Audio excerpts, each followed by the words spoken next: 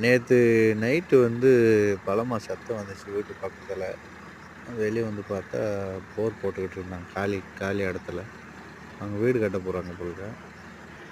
ஆ நம்ம ஊரு போர் வண்டியா தான் இருந்துச்சு. நம்ம தமிழ்நாட சேர்ந்த போர் வண்டி தான். ஆ பக்கத்து வீடு மாரி ரொம்ப சவுண்ட் அதிகமா இருந்துச்சு.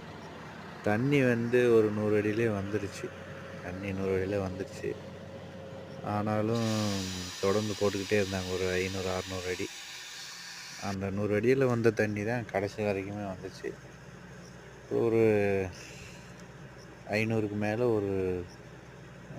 தண்ணி வந்துச்சு. கொஞ்சம் அதிகமா வந்துச்சு.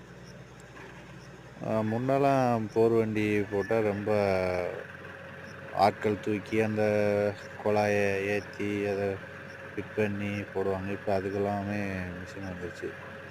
போர் போடுறதுக்குமே இப்ப எளிதாக்கிட்டாங்க.